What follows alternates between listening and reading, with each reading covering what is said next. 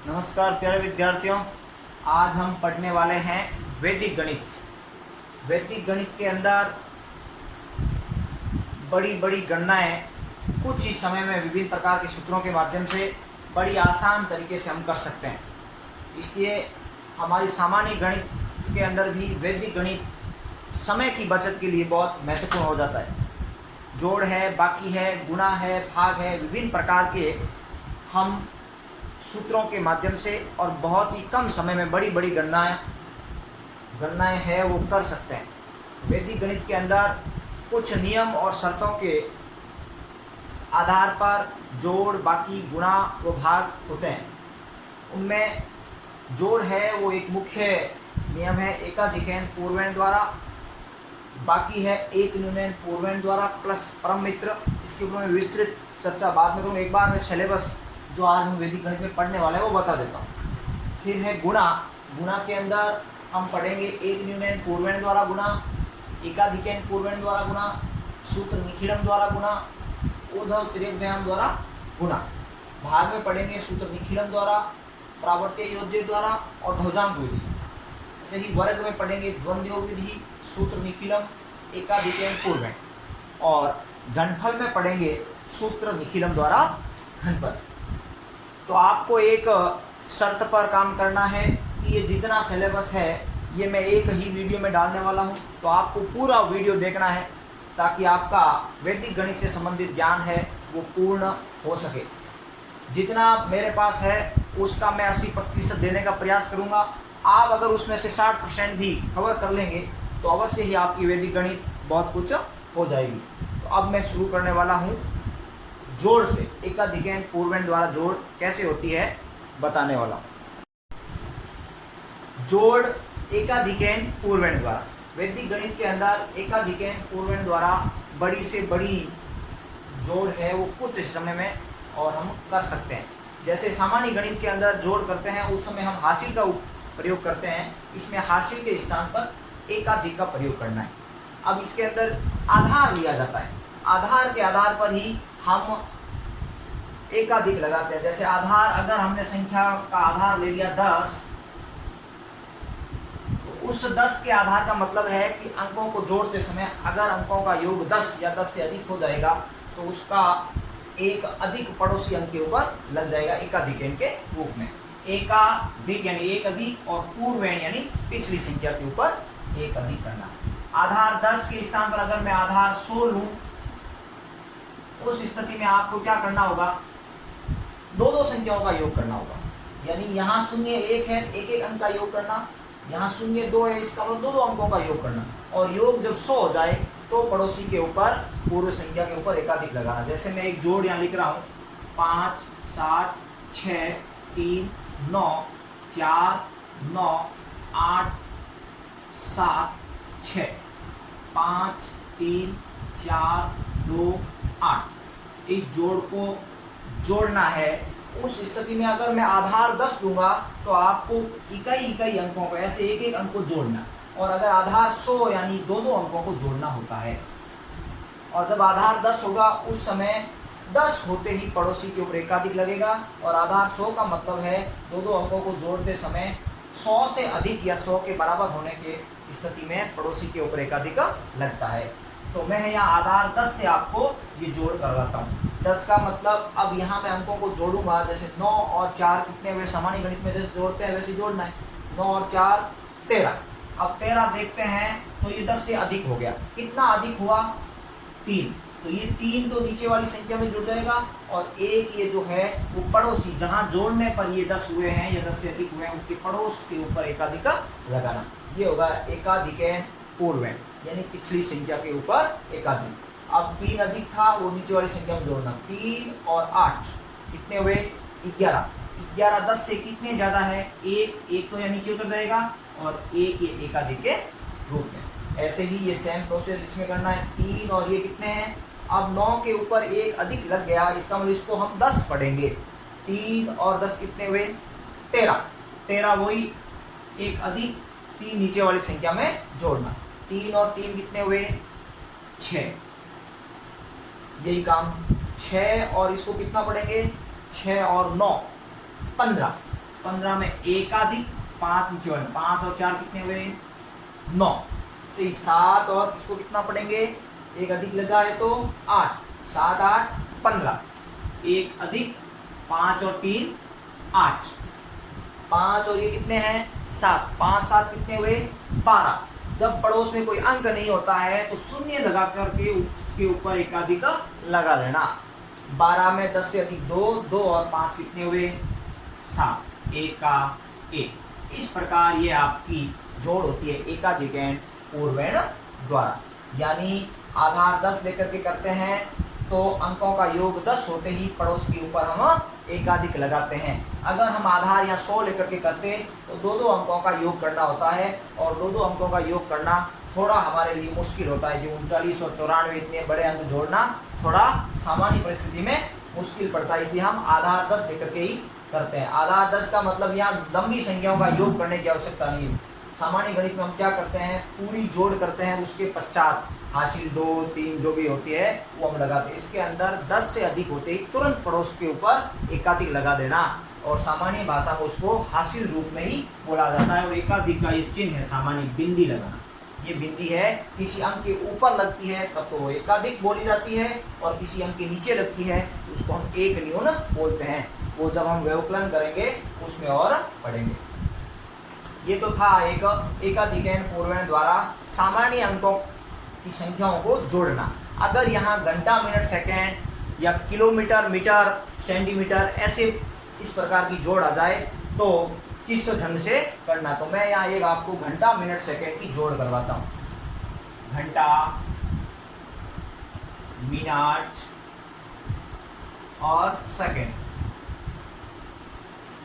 वैदिक गणित से घंटा मिनट सेकेंड की जोड़ बहुत ही कम समय में और सटीक विश्लेषण के साथ हम क्या करते हैं सामान्य गणित में जो जोड़ करते हैं उसके अंदर मिनट अगर 60 से ऊपर हो जाते हैं तो फिर घंटे के रूप में 1 घंटा उधर भेज करके बाद में जोड़ करते हैं वो थोड़ा कठिन पड़ता है इसमें बहुत सामान्य नियमों के अनुसार और आधार में परिवर्तन करके और अच्छे से हम कर सकते हैं 12 घंटे 47 मिनट और 58 सेकेंड के अंदर 13 घंटे 57 मिनट और 47 सेकेंड जोड़ते हैं तो क्या आता है इसमें आपको क्या करना है सेकेंड और मिनट के इकाई अंकों का आधार तो 10 ही लेना आधार 10 का मतलब है अंकों को जोड़ते समय 10 होते ही पड़ोसी के ऊपर एकाधिक का चिन्ह लगाना परंतु सेकेंड और मिनट के दहाई अंकों का आधार 6 लेना अब यहाँ 6 क्यों लिया है ये मैं बताने वाला अब यहाँ आप देखते हैं तो 60 मिनट होते ही वो घंटा में परिवर्तित हो जाता है 60 मिनट के अंदर दहाई अंक क्या है 6 इसलिए इसका आधार हमें क्या लेना है 6 लेना है 6 का मतलब ये है कि अंकों को जोड़ते समय अगर अंकों का योग 6 या 6 से अधिक हो जाता है तो पड़ोस के ऊपर एकाधिक का चिन्ह लगाना और 6 से जो ज़्यादा है उसको नीचे वाली संख्या में जोड़ना ऐसे ही यहाँ 60 सेकेंड होते ही वो मिनट में परिवर्तित हो जाता है इसलिए इसका भी दहाई अंक 6 होने के कारण इसका भी आधार हमने क्या लिया है 6 लिया है और घंटे के अंदर कोई बाध्यता नहीं इसलिए आधार वही 10 और 10 इकाई और दहाई सेकेंड और मिनट के दोनों का आधार है वो अलग अलग है इकाई अंकों का आधार तो है 10 और दहाई अंकों का आधार है 6 तो इसके अंदर कंफ्यूजन होने की आवश्यकता नहीं है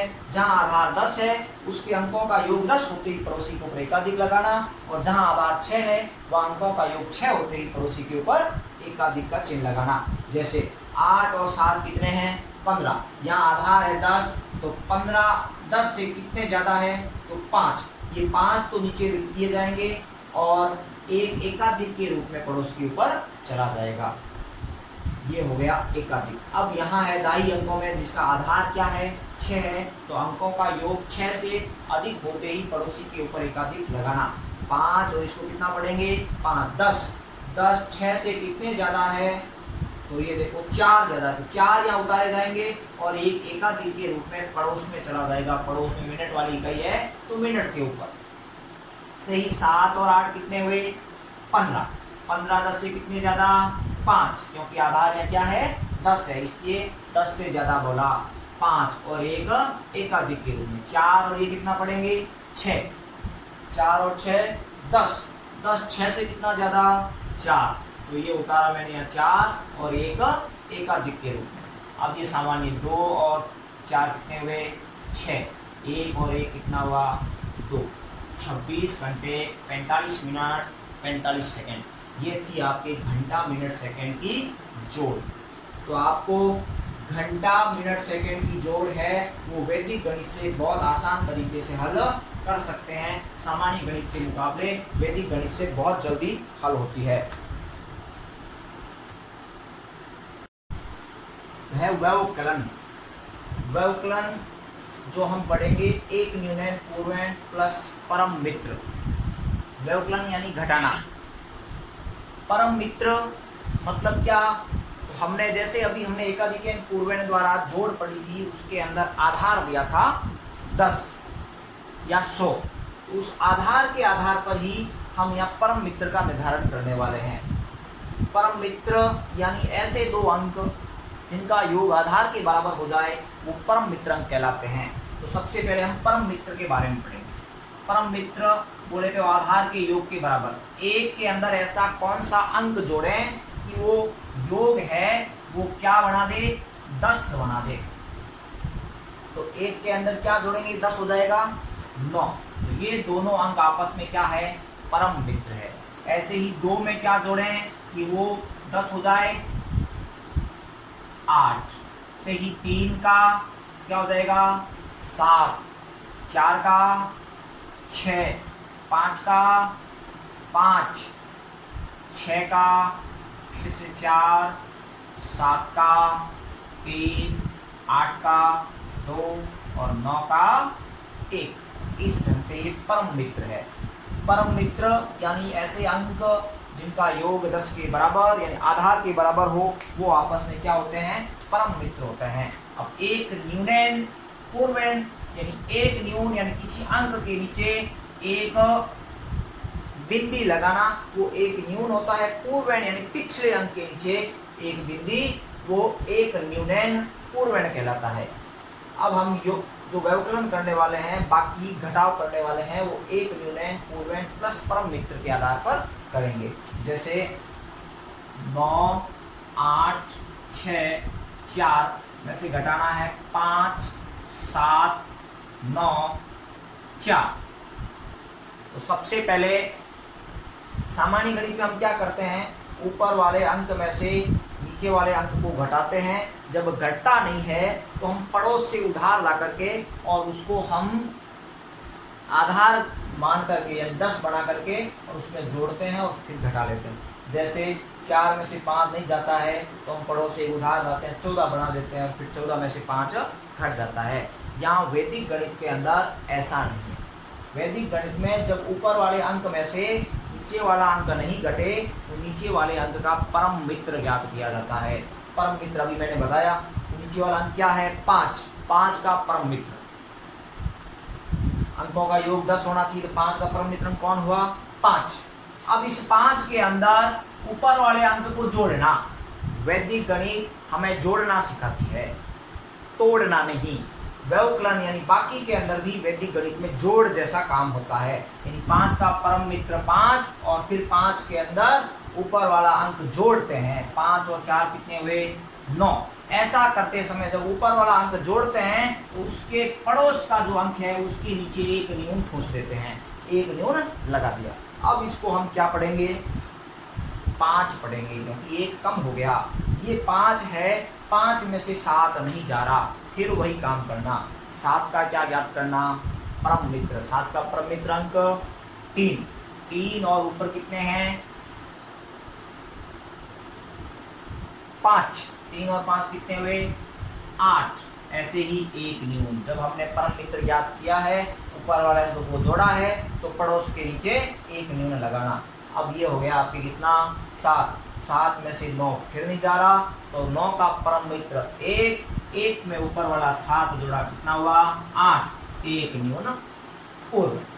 अब ये हो गया आपके 8 में से 4 जा रहा है तो जब जाता है ऊपर वाले अंक में से नीचे वाला अंक घट जाता है तो नीचे वाले अंक का परम मित्र ज्ञात करने की आवश्यकता नहीं। तो 8 में से 4 गया 4। इस ढंग से हमें एक न्यूनैन पूर्वण द्वारा बाकी करनी चाहिए। ये तो थी सामान्य अंकों की। बाकी आप किलोमीटर, मीटर, सेमी की भी करेंगे तो उसके अंदर भी वही परम मित्र वही काम करने वाला है। 1 घंटा, मिनट, सेकंड की बाकी है, उसके अंदर जैसा हमने जोड़ के अंदर आधार 10 और 6 लिया था वैसा ही यहाँ हम आधार 6 और 10 लेकर के करेंगे। 1 घंटा, मिनट, सेकंड की बाकी और कर देते हैं। घंटा, मिनट, सेकंड।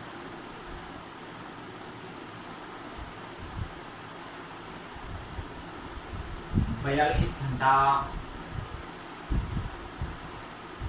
36 मिनट, 22 सेकंड में से 13 घंटे, 47 मिनट, 58 सेकंड घटाना। तो वही तरीका आपको जैसे मैंने जोड़ में बताया था वही काम करना। इकाई अंक सेकंड और मिनट के इकाई अंकों का आधार है वो 10 से लेना। घंटा में आधार पूरा, दोनों इकाई और दहाई का 10-10, परंतु सेकंड और मिनट के दहाई अंकों का आधार 6 लेना। यहाँ भी 6 और यहाँ भी 6। अब 6 का मतलब ये है कि ऐसे दो अंक जिनका योग 6 होगा वो क्या होंगे आपस में परम मित्र। इसमें जिसमें आधार 6 है, आधार 10 है, उसमें परम मित्र ऐसे दो अंक जिनका योग 10 होगा वही परम मित्र होंगे। परंतु 6 वाले के अंदर अंकों का योग 6 होगा वो आपस में परम मित्र होगा, यानी 1 का परम मित्र 5 होगा, क्योंकि इन दोनों का योग क्या आ रहा है 6 आ रहा है। आधार 6 है, उस स्थिति में 1 का परम मित्र 5 है, और जब आधार 10 है तो 1 का परम मित्र क्या हो जाता है 9 हो जाता है। ये ध्यान रखना है। अब यहाँ 2 में से 8 जा नहीं रहा। 8 का परम मित्र आधार 10 को देख करके, तो 8 का परम मित्र क्या हुआ 2। 2 और 2 ऊपर वाले अंक को जोड़ा कितना हुआ 2 और 2 4, पड़ोस के नीचे 1 न्यून, ऊपर बचता है 1। 1 में से 5 घटता नहीं। 5 का परम मित्र, 5 का परम मित्र आधार 6 को मद्देनजर रखते हुए 6 यानी 5 का परम मित्र क्या होगा, यानी 5 के अंदर ऐसा कौन सा अंक जोड़ें कि अंकों का योग क्या हो जाए 6 हो जाए। तो 5 का परम मित्र अंक क्या हुआ 1। 1 के अंदर ऊपर वाला अंक क्या जोड़ेंगे 1, क्योंकि यहाँ 1 न्यून पहले से लगा हुआ है, तो 1 जोड़ेंगे। 1 और 1 कितना हुआ 2। ऐसी स्थिति में जब हम परम मित्र ज्ञात करते हैं तो पड़ोसी अंक के नीचे 1 न्यून लगाना। अब इसको हम कितना पढ़ेंगे 5 पढ़ेंगे। 5 में से 7 घटता नहीं। 7 का परम मित्र आधार 10 को देखते हुए, तो 7 का परम मित्र हुआ 3। 3 और 5 कितने हुए 8। ऐसी स्थिति में पड़ोस के नीचे 1 न्यून, ऊपर बचता है 2। 2 में से 4 फिर घटता नहीं। 4 का परम मित्र आधार 6 के मध्य, 4 का परम मित्र हो गया 2। 2 और 2 4, 1 न्यून। फिर यहाँ देखते हैं तो 1 बचता है, 1 में से 3 घटता नहीं। 3 का परम मित्र आधार 10 से 7। 7 और 1 कितना हुआ 8, 1 न्यून। यहाँ बचते हैं 3। 3 में से 1 घटा है, घटा दीजिए। 3 में से 1 गया 2। 28 घंटे, 48 मिनट, 24 सेकंड। इस प्रकार हम घंटा, मिनट, सेकंड की बाकी भी इकाई और दहाई के अलग अलग आधार लेकर के वैदिक गणित से कर सकते हैं। अब हम पढ़ेंगे गुणा। गुणा में सबसे पहला गुणा है एक न्यूनैन द्वारा। एक न्यूनैन द्वारा गुणा करने के लिए एक छोटी सी शर्त है। गुणा के अंदर एक संख्या होती है गुणीय और दूसरी संख्या होती है गुणांक। गुणीय गुणा गुणांक। एक न्यूनैन पूर्वैन द्वारा गुणा करते समय दी गई संख्याओं में गुणीय या गुणांक में से कोई एक संख्या नवांक होनी चाहिए, यानी वो सारी संख्या है उनके अंक है वो 9 होने चाहिए। ऐसी स्थिति के अंदर ही एक न्यूनैन का सूत्र है वो गुणा के अंदर फॉलो हो सकेगा, अन्यथा उस विधि से हम किसी भी प्रकार का गुणा नहीं कर सकते जिसके अंदर गुणीय या गुणांक में से कोई भी एक संख्या नवांक नहीं है, उसके अंदर ये नियम फॉलो नहीं होगा। जैसे गुणीय के अंदर मैंने संख्या ले ली 173 और गुणांक के अंदर ले ली मैंने 999, तो इस गुणीय के अंदर 173 है परंतु गुणांक क्या आई है, नवांक संख्या आई है। या इसको मैं ऐसे लिख दूं 999 गुणा 173, तो दोनों स्थिति के अंदर इस सूत्र को हम फॉलो कर सकते हैं। तो कहने का तात्पर्य ये हुआ कि गुणीय एवं गुणांक में से कोई भी एक संख्या नवांक दिखती है तो उसके अंदर ये सूत्र फॉलो कर लेना उचित होता है वैदिक गणित के आधार पर। अन्यथा हम दूसरे प्रकार की संख्याओं के अंदर अगर इस सूत्र को लगाएंगे तो ये गलत हो जाएगा। यानी किसी प्रश्न के अंदर कोई संख्या आ जाए 172 गुणा 888 आ जाए और हम सोच रहे हैं कि एक तरफ के सारे अंक समान हैं और हम ये सूत्र लगा दें, ये सूत्र फॉलो नहीं होगा, उत्तर जो आएगा वो गलत आएगा। जैसे मैं उदाहरण ले रहा हूँ 1 4 5 गुणा 9999, कितनी ही बड़ी संख्याएं क्यों ना हो, अगर एक तरफ नवांक है तो हम बड़े से बड़ा गुना है वो एक न्यूनयन द्वारा कर सकते हैं। ऐसी स्थिति के अंदर आपको ये ध्यान रखना है जो संख्या नवांक संख्या नहीं है उसमें से एक न्यून करना। जैसे यहाँ 145 है तो मेरे को यहाँ 145 में से एक न्यून, 145 माइनस 1 या बीच में ऑब्लिक लगाया, ऑब्लिक लगाने के बाद जो नवांक संख्या है उसको वापस उतार देना, 9 9 9 9। अब 145 में से एक घटाया, कितने बचते हैं 144, बीच में ऑब्लिक ऑब्लिक।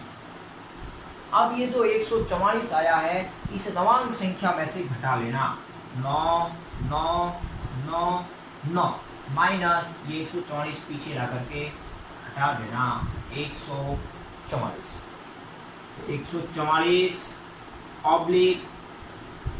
अब ये हम ऐसे नहीं घटा पाते हैं, इसको हम ऐसे भी लिख सकते हैं 9 9 9 9 माइनस 4 4 1, यहाँ कोई अंक नहीं है, शून्य लगा करके और ऐसे घटा सकते हैं। तो क्या आएगा देखो 144 ऑब्लिक 9 में से 4 गया 5, 9 में से 4 गया 5, 9 में से 1 गया 8 और 9 का 9।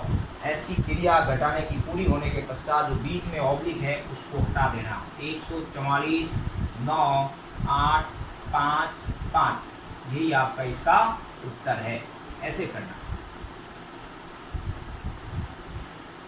यानी गुणीय या गुणांक में से कोई भी एक संख्या नवांक हो तो जो नवांक संख्या नहीं है उसमें से एक कम करना और एक कम करने के पश्चात जो संख्या बचती है उसको नवांक में से घटा देना और बीच का ऑब्लिक हटा देना, वो इसका अंतिम उत्तर है।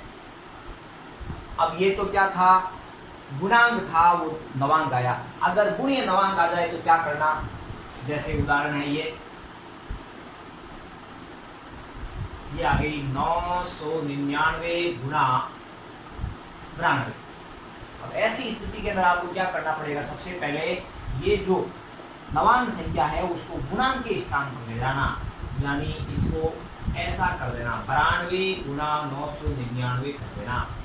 उसके बाद ही इस जो नवांक संख्या नहीं है उसमें से कम करना और उसके बाद हमेशा जो नवांक संख्या है उसको दक्षिण पक्ष में ही रखना, 92 माइनस 1 ऑब्लिक 999। 92 में से 1 घटाया, कितना बचता है 91 ऑब्लिक 999 माइनस 91, तो 91 ऑब्लिक 9 में से 1 गया 8, 9 में से 9 गया 0 और ये 9 का 9, 91 908, इसका क्या हो जाएगा आंसर हो जाएगा। इस ढंग से आपको विभिन्न प्रकार के उदाहरण लेकर के घर पर बैठ करके इस गुणे का अभ्यास करना है। जोड़ का भी विभिन्न प्रकार की जोड़ें आपके पास अपने मन से संख्याएं लिख करके और उसको पहले वैदिक गणित से हल करें और उसके बाद सामान्य विधि से जोड़ करके पता करें कि मेरी जोड़ ठीक हुई कि नहीं हुई। ऐसे ही बाकी में भी यही करना, पहले एक यूनियन पूर्वेंट से बाकी करें, उसके पश्चात सामान्य विधि से जांच करने का तरीका करें कि मेरी बाकी सही हुई है कि नहीं हुई है। ऐसे ही वो घंटा मिनट सेकंड की जोड़ बाकी थी, उसका भी बार बार अभ्यास करेंगे तो आपके दिमाग में वो आधार है वो 6 और 10 अलग अलग फिट हो गए, तो आप आराम से कभी भी इसमें गलती नहीं करेंगे। नहीं तो गलती क्या होती है, आधार की होती है। और जब हम परम मित्र ज्ञात करते हैं तो कभी कभी आधार 6 होने के बावजूद भी परम मित्र हम 10 के आधार पर कर लेते हैं, उससे क्या है, उत्तर गलत आ जाता है। तो बार बार अभ्यास करेंगे तो ही ये प्रश्न सही होने वाले हैं। अब इसके अंदर क्या है, ये तो था देखो गुणीय और गुणांक में जो नवांक संख्या थी वो दूसरी संख्या से बड़ी है। अगर ये नवांक संख्या दूसरी संख्या से छोटी आ जाए उस स्थिति के अंदर हमें हल कैसे करना पड़ा वो सीखें।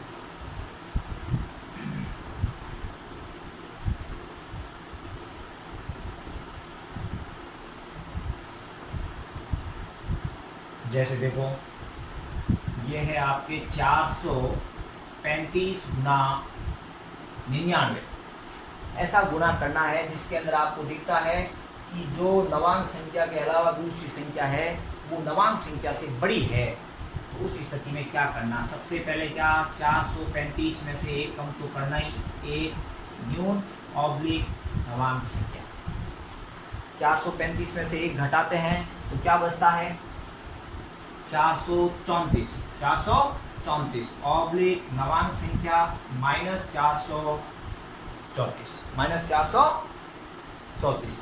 ऐसी स्थिति के अंदर जब नवांक संख्या में से दूसरी वाली संख्या घटती नहीं हो तो पहले ही ऑब्लिक हटा देना, और ऑब्लिक हटाते ही ये संख्या कितनी पड़ी जाएगी, 43499 -434 पड़ी जाएगी। यानी जब संख्या में से नवांक संख्या में से दूसरी वाली संख्या घटे नहीं उस स्थिति के अंदर पहले ही ऑब्लिक हटा लेना और उस संख्या को पास लिखने से उस संख्या को हम बड़ा पढ़ेंगे कितना, 43,499 में से 434 घटते हैं, कितने बचते हैं वो लिख देना। 9 में से 4 गया 5, फिर 9 में से 3 गया 6, फिर 4 में से 4 गया 0, 3 का 3, 4 का 4, 43,065। इस ढंग से इसको हल करना। यानी गुणीय या गुणांक में से कोई एक संख्या नवांक होनी चाहिए, नवांक संख्या हमेशा दक्षिण पक्ष में होनी चाहिए और दक्षिण पक्ष में ही उसको ऑब्लिक के बाद रखना, और उसमें से दूसरी संख्या का एक न्यून करने के पश्चात जो संख्या बचती है उसको घटाना।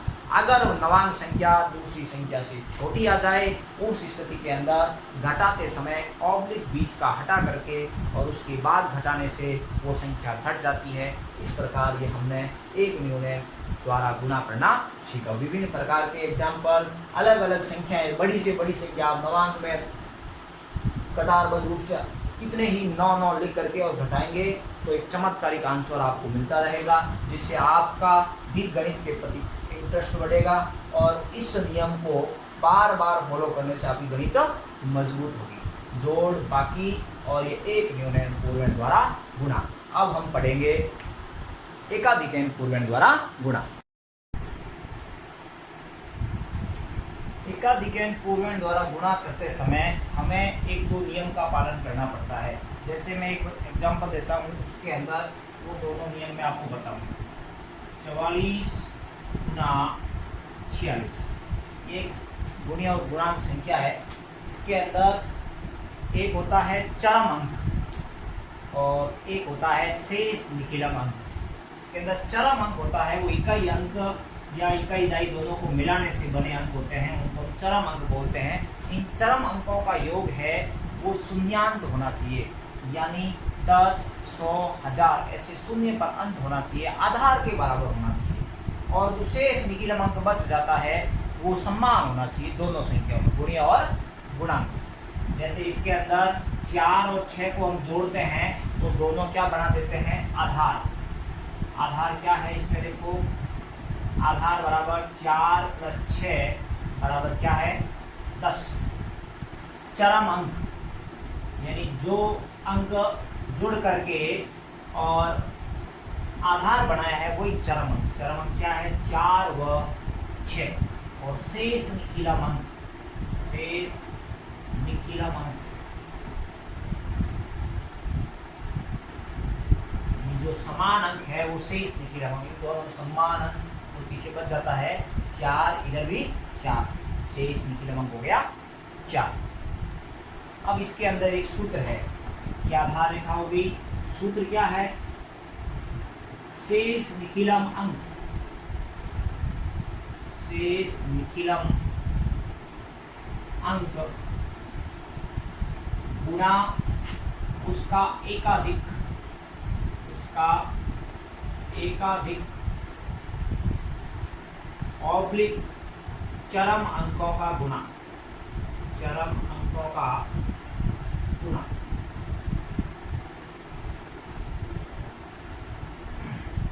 अब शेष निखिलम अंक क्या है? 4 है। 4 गुणा उसका एकाधिक, यानी शेष निखिलम अंक का एक अधिक, 4 का एक अधिक क्या? 5 ऑब्लिक चरम अंकों का गुणा। चरम अंक क्या है? 4 व 6, इनका गुणा। 4 गुणा 6, 4 को 5 से गुणा किया 20 ऑब्लिक 4 को 6 से गुणा किया 24। अब एक नियम और है, आधार के अंदर जितने शून्य होते हैं उससे दुगुने अंक द्वितीय खंड में होने चाहिए। आधार में एक शून्य तो यहाँ 2 अंक होने चाहिए, इकाई और दहाई में। अगर यहाँ आधार 100 होता तो यहाँ 4 अंक होने चाहिए, इकाई, दहाई, सैकड़ा, हजार में 4 अंकों की संख्या होनी चाहिए। 2 अंकों की संख्या है तो तुरंत 20 का ऑब्लिक हटा दो और पास पास लिख दो, 20 24, ये इसका क्या है? उत्तर है। अगर यहाँ 4 होता, मान लो सपोज करो 4 ही आता तो यहाँ क्या लगा देते? आगे शून्य लगा देते, और शून्य लगाते ये क्या बन जाती? 2 अंकों की संख्या बन जाती, और उसके पश्चात हम ऑब्लिक हटा देते। इस प्रकार का ये है एकाधिक इम्प्रूवमेंट द्वारा होना। ये आधार 10 का था, अब मैं एक आधार 100 लेकर के भी बता देता हूँ।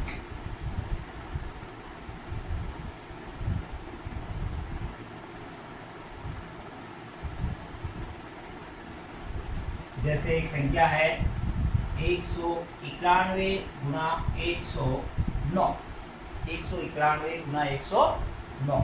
इसके अंदर आप देखते हैं तो इधर अंतिम अंक से देखते हैं, इधर 1 है, इधर 1 है, ये समान अंक हो गया जिसको हम बोलते हैं शेष निखिलम अंक। पीछे 2-2 अंक बच जाते हैं, ये समान नहीं है, इनको जोड़ते हैं तो ये आधार के बराबर बनाते हैं। आधार बराबर, आधार बराबर हो गया 91 प्लस 09 बराबर कितना?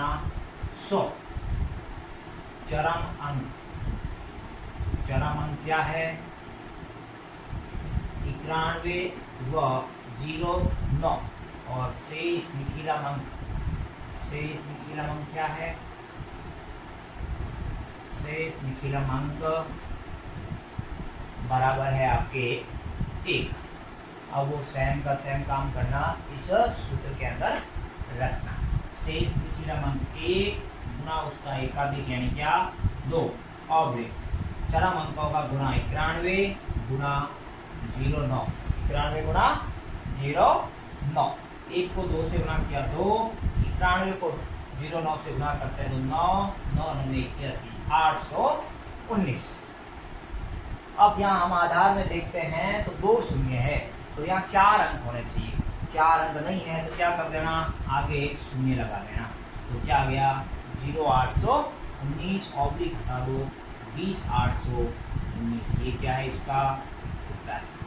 तो समझ में आ रहा है ना? यानी आधार में जितने शून्य है उससे दुगुने अंक द्वितीय खंड यानी दक्षिण पक्ष में होने चाहिए। ये था आपका एकाधिक इम्प्रूवमेंट द्वारा गुणा। इस ढंग से आपको एकाधिक इम्प्रूवमेंट से गुणा करना।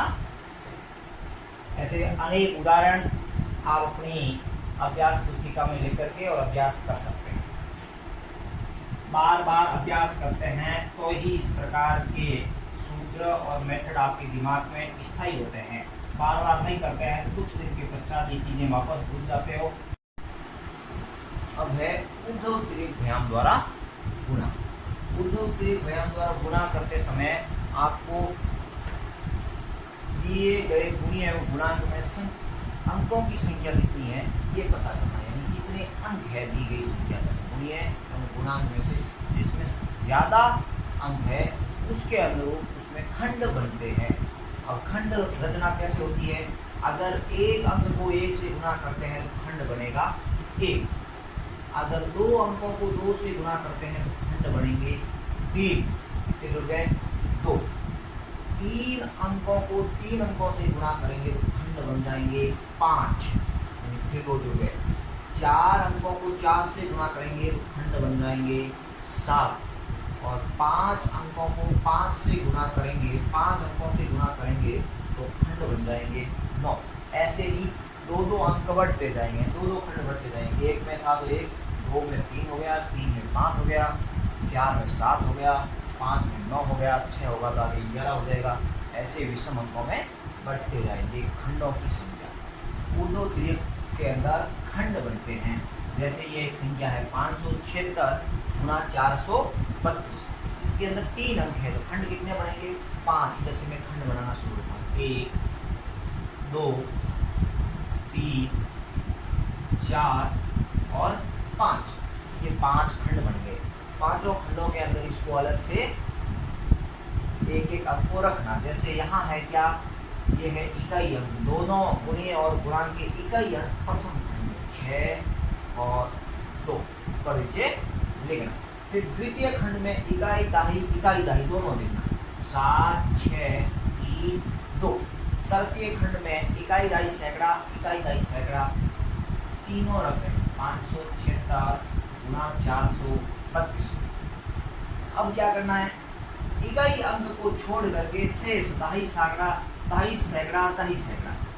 7 4, फिर दाही को भी छोड़ दो, सैकड़ा, यानी सीधी भाषा में देखें तो जो दी गई संख्या है उसको बीच वाले खंड में रख देना है, बीच वाले खंड में रख देना है। और फिर अगर हमको बाईं ओर चलना है तो दाईं ओर के अंक को छोड़ते हुए चलेंगे, और अगर हमें दाईं ओर चलना है तो बाईं वाले अंक को छोड़ते हुए चलना। जैसे यहाँ मैंने लिख दिया 576 432, अगर हम इधर चल रहे हैं 5 और 4 को छोड़ दिया, अगर हम उधर चल रहे हैं तो 6 और 2 को छोड़ दिया, फिर वह वैसे ही उधर बढ़ेंगे तो इधर 7 और 3 को छोड़ दिया, 5 4 दिए, ऐसे ही हम इधर बढ़े, इधर भी 7 और 3 को छोड़ दिया, 6 और 2 लिख दिया। ऐसा काम करना है। ये खंड रचना जिसको समझ में आ गई उसके बाद जो गुणे में कुछ बचता ही नहीं है, बहुत सरल तरीके से हो जाता है। अब इसमें क्या है, ये है ऊर्ध्व यानी सीधा गुणा, ये है तिरछा गुणा, इकाई दाही को इकाई दाही से ऐसे गुणा करना, ये है तिर्यक, ये है ऊर्ध्व, बार वाले अंक को बार वाले अंक से गुणा, बीच वाले को सीधा, ये तिर्यक और ये ऊर्ध्व, ये आपस में ऐसे गुणा करना है और फिर जोड़ करके लिखना है। 6 को 2 से गुणा करना है, कितने हुए 12, बीच में ऑब्लिक लगा, 6 2 12, बीच में लगा ऑब्लिक। ऐसे ही 2 को 7 से गुणा किया 14, बीच में प्लस लगाइए, और 3 को 6 से गुणा करो 18 ऑब्लिक, 2 को 5 से गुणा किया 10 प्लस 4 को 6 से गुणा किया 24 प्लस 3 को 7 से गुणा किया 21। ये 3 संख्याएं थी, तीनों को गुणा अलग अलग करके लिख दिया, बीच में प्लस का चिन्ह ऑब्लिक। 3 को 5 से गुणा किया 15 प्लस 4 को 7 से गुणा किया 28, 4 को 7 से गुणा किया 28, और ऑब्लिक 5 को 4 से गुणा किया 20, 5 को 4 से गुणा किया 20। अब आपको क्या करना है, पहले सरल कर लेना है, तो सबको जोड़ना है। तो 12 का 12 ऑब्लिक 18 और 14 कितने हुए 32 ऑब्लिक 1 4 5 2 2 4 1 5 55 ऑब्लिक 8 5 13 का 3 और 2 1 3 1 4 43 ऑब्लिक 20। अब इसको जोड़ने का एक तरीका, सबसे पहले बाईं ओर की संख्या लिखना, उसके बाद अगली संख्या लिखेंगे इसके नीचे तिरछी, एक अंक छोड़ करके, यानी एक अंक को छोड़ दिया यहाँ वाले को, और 4 और 3 यहाँ लिखा। फिर अगली संख्या लिखेंगे एक अंक और तिरछा, यानी 5 5, फिर अगली संख्या एक अंक और तिरछा 32, और फिर एक अंक और तिरछा, ऐसा फिर से योग कर लेना, 2 का 2 2 1 3 5 3 8, 3 5 8, 4 0 4 और 2 का 2। इस प्रकार से हमें क्या करना है, इसका हल ज्ञात करना है। इसका हल क्या आया, 24 88 32। तो यहाँ लिख देना 24 88 32, ये है इसका क्या आंसर, 24 88 32। ये था आपका ऊर्ध्व तिर्यक व्यायाम द्वारा गुणा, ऊर्ध्व तिर्यक व्यायाम द्वारा गुणा। आप सब लोगों को मैंने अभी जोड़ करवाई, बाकी करवाई, उसके पश्चात एक न्यूनन पूर्वेण द्वारा गुणा करवाया, एकाधिक द्वारा गुणा करवाया। अब ये है तीसरा गुणा, ऊर्ध्व तिर्यक व्यायाम द्वारा गुणा। इसके अनेक उदाहरण अपनी अभ्यास पुस्तिका में बार बार संख्याएं ले लेकर के करेंगे। तो जो हमने ये वीडियो अपलोड किया है इसकी सार्थकता सिद्ध होगी, आपको पूरा का पूरा समझ में आ जाएगा। अगर आप इस वीडियो को देखते हुए और अलग से एग्जाम्पल ले लेकर के और इस प्रश्न को करेंगे, ऊर्ध्व तिर्यक अभ्यास मांगता है, चाहे एकाधिक पूर्वेण है अभ्यास मांगता है, एक न्यूनन पूर्वेण है अभ्यास करना ही पड़ेगा। जैसे घंटा मिनट सेकंड की जोड़ बाकी है, तो रोजाना बार बार अभ्यास करेंगे, 3 दिन 4 5 एग्जाम्पल ले लेकर के, तो 4-5 दिन के बाद में आपके दिमाग में वो स्थायी हो जाएगा। नहीं तो एक बार आपको समझ में आ जाएगा, परंतु सप्ताह भर के दौरान आप वापस उसको भूल जाएंगे। तो मेरा कहने का तात्पर्य ये है कि आप इस वीडियो को पूरा देखते हुए और इसको अच्छे से अपनी अभ्यास पुस्तिका में अतिरिक्त प्रश्न बना करके करने का प्रयास करेंगे, तो अवश्य ही आपको ये समझ में आएगा। और इस चैनल को आप सब्सक्राइब ज़रूर करना और बेल आइकन जो घंटी दिखती है उसको ज़रूर दबाइएगा, ताकि आपको जो अगला वीडियो मिलेगा वो नोटिफिकेशन ग्रुप में आपकी स्क्रीन पर ऑटोमेटिकली आ जाएगा और आप क्लिक करते ही अगला वीडियो देख पाएंगे। धन्यवाद।